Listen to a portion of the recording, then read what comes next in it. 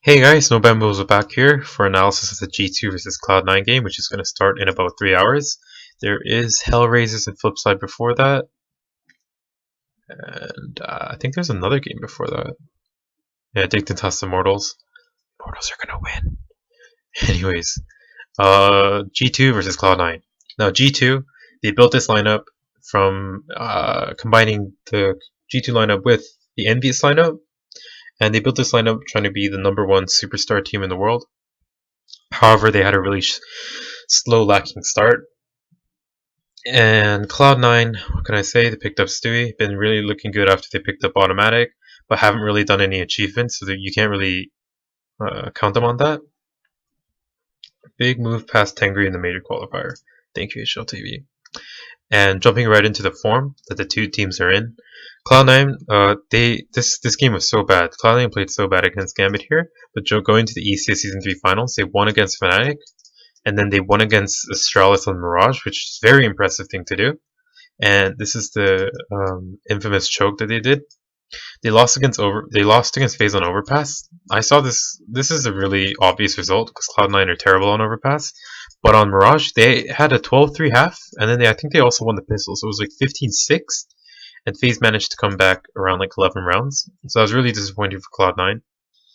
And going into the minors, they won against Cobblestone on Big. They started off T side, had a pretty good T side, but as usual, they had a really weak showing on CT side. Cloud9 ultimately they've had a pretty poor CT side for the past few months. They were never a really good CT side team. As for G2, they won ESL Season 5 Pro League Finals, but they go into the ECS Season 3 Finals. They lost against SK. They won 2-0 against Optic. Big whoop. I think Cloud9 could also win 2-0 against Optic. And then they lost to FaZe 2-0. Now, this is the really result that disappointed me. Like, if you built this team by combining two top French teams to form a French super team lineup, you should not be losing 2-0 to FaZe. And yesterday, they had a really close game against Immortals, managed to go out with the W. And because the reason this game was so close is because Kenny S had a pretty poor showing, and Kenny S hasn't really found his stride form yet. So this is going to be a factor coming in playing Cloud9 today. And jumping into the video, I believe because of this previous result, this year G2 are 2-0 against Cloud9, well 0-2 on Inferno. So I think it's gonna go something like this. G2 is gonna permaban. Their permaban is Mirage. They veto that. Cloud9 vetoes Nuke, and then G2 vetoes Train or Cash.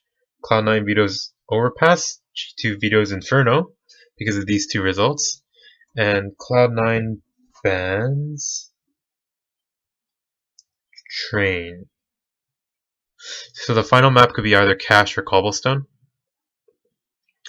And Train could also come in, depending on the veto, but the other X Factor map that also could come in is Inferno, because these guys are full of confidence. They come here into the minor thinking they'll 3-0 every single team.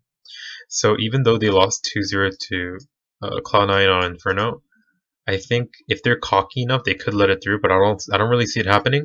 So expect the final maps to be either Cash, Train, or Cobblestone. I think I said this wrong about 10 seconds ago, but I think Train. There's a higher percentage of seeing Train than Cash. And there's a pretty high percentage of seeing Cobblestone. Now, Shroud has been in a full tilt, and you really can't expect him to perform. If nothing performs tomorrow, Cloud9 will be able to win, given that Automatic and Stewie still perform. Because Kenny S hasn't been really in the star form, I can totally see Skadoodle out-opping him. Now the odds that the odd providers have given us is 1.43 to 2.49. I think it should be a little bit more closer than this, meaning that Cloud9 should have less odds and G2 should have higher odds. I really think Cloud9 can bring it competitive against G2. However, it's really hard to tell because I don't really see Kenny S maintaining this bad form. I really think one of these days, either tomorrow or today, he's going to show up and have a fabulous game. And Cloud9, because of their lacking CT side, I don't really see them winning this game, but I do see them bringing it really close. So the only logical bet here is not to bet on a G2 map handicap or a round handicap, is to bet, and the only logical bet is to bet Cloud9 on a round advantage handicap. So I'm thinking something like 4.5, something greater than that would be even better, but 4.5 is the bare minimum that you should think about the round advantage bet. And that pretty much sums up my thoughts on this game.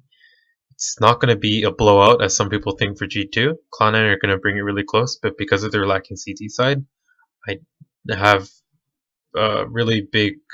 I'm really doubting that they'll be able to actually bring a W against G2, but I do think they're going to bring it really close.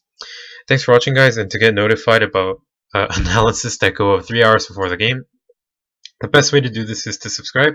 Thanks for watching, guys, and if there's a specific match you want me to analyze, leave it in the comment section below.